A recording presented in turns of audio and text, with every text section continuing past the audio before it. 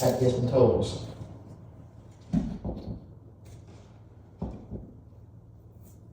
So much easier when you ain't using just a camera.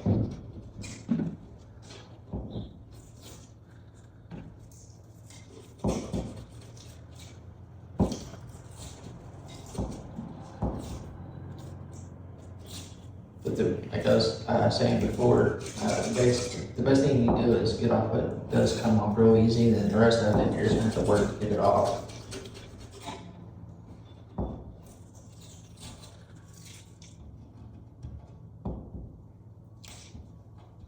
The thicker part of the sticker always pulls better. That's why you'll notice somebody that does this a lot, they'll go through there and they'll grab the thickest part of it and pull it. Try to get it all out there in one shot. And when it don't, then that's when you gotta come back through and get the rest of the stuff that didn't come off very well.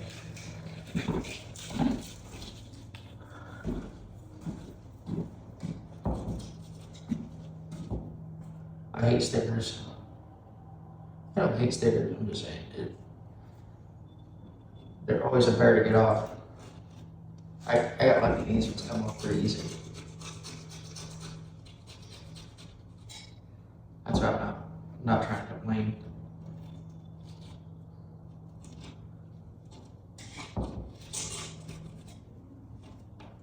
But you also gotta watch using these knives when you do this because you'll scratch the door real bad.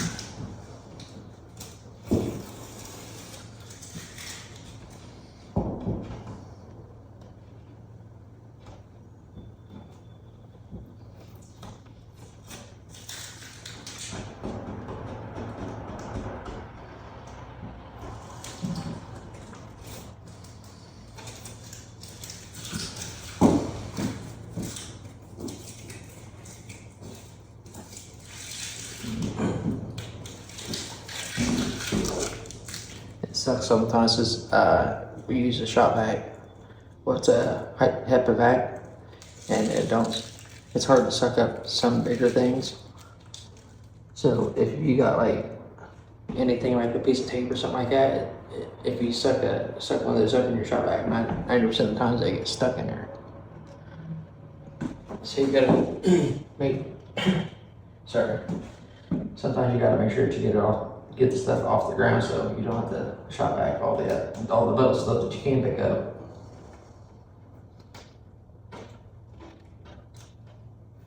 I don't understand why they make shop vacs that don't pick up everything. I mean, they do, but that's where you're gonna get one of those great big giant shop vacs with a bigger hose. Takes 3 guys to carry it around.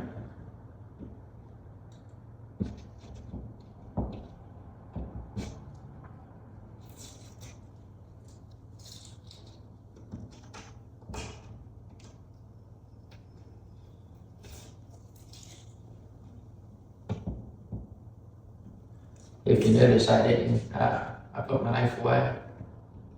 It's starting to scratch the door too much, so I'm not gonna do that.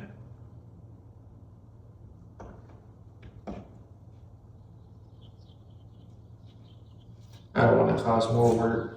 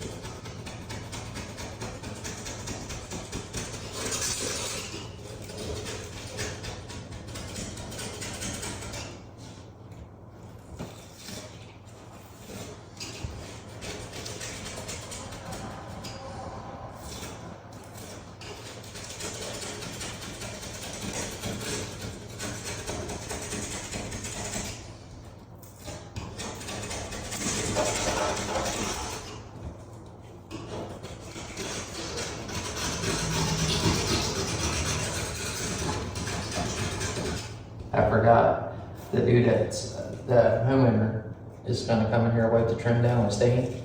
After we're done with everything, he's gonna take a rag or whatever he's gonna do, whatever process he's gonna do, but he's gonna put stain, he's gonna re-wipe stain on top of this stuff, so all this scratches that I'm doing now, it'll fix all that stuff.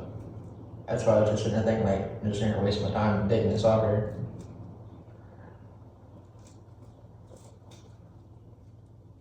That's why sometimes you gotta think about when you're doing these jobs, like what all goes into them, what all don't go into them. And when we started this job, we wasn't supposed to do anything with the trim. Like the trim was supposed to stay. We were supposed to do the walls and ceilings only. So we had to tape and backfill the tape, or tape and backfill the trim to protect it, and then paint the walls. And we mudded them and two-coated them, so this is one of those things. But we also knew in the back of our head that the homeowner was gonna fix the trim. So we got lucky on that, knowing that he's gonna come back through with a wet rag, or a stain rag, and put color back in all the areas it's got scratches or anything like that, so.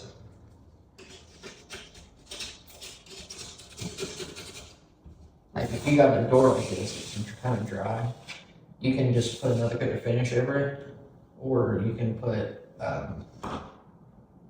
you can wipe it down with some penetrating stain, and it'll stain it and seal it. But if you do that, every place you got raw wood showing, it's gonna whatever color you're using will affect that raw spot different. So, like this is what I would call this a cedar.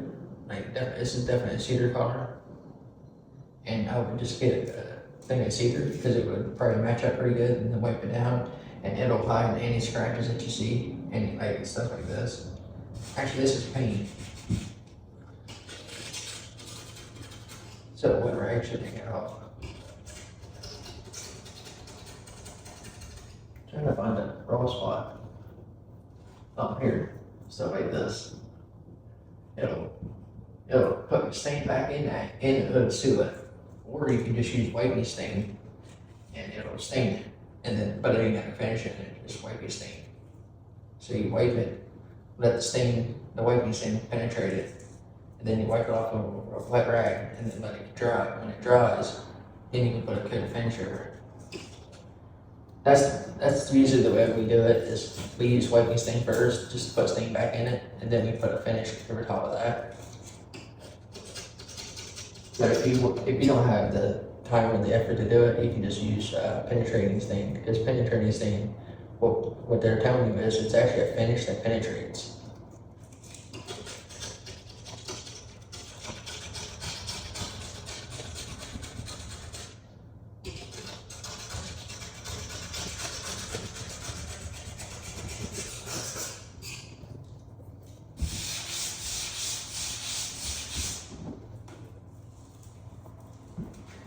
Oh yeah, professional.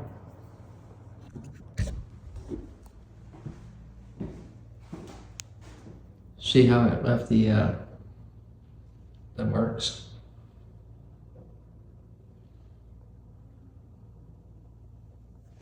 That's what I was saying, like that right there, those marks that it left is what I was talking about, how it activates the lacquer underneath of it. But this right here is actually not sticky, and so we got it just before it started to do that.